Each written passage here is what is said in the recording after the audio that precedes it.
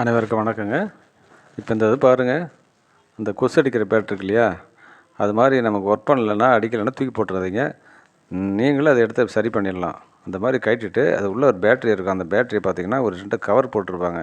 அந்த கவர் எடுத்துட்டிங்கன்னா உள்ளே அதில் வந்து ஆசிட் இருக்கும். நம்ம அதெல்லாம் அதுக்காக தான் அந்த க்ளவுஸ் போட்டுடுறேன். அது எடுத்துகிட்டு ஒரு சிரஞ்சி எடுத்து, இந்த டிஸ்டில்டு வாட்டர் இருக்கும், அதை சிரஞ்சியில் எடுத்துகிட்டு மெதுவாக அந்த பேட்டரியில் ஊற்றிடுங்க. ஃபுல்லாக ஊற்ற வேணாம், வழிகிற அளவுக்கு ஊற்றிங்கன்னா துணியை வச்சு துடைச்சி எடுத்துடுங்க.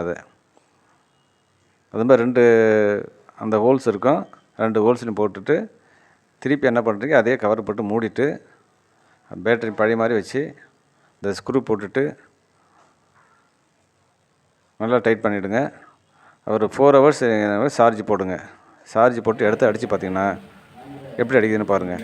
ஒரு லைக் பண்ணுங்கள், ஷேர் பண்ணுங்கள், சப்ஸ்கிரைப் பண்ணிட்டு பாருங்கள். நன்றி.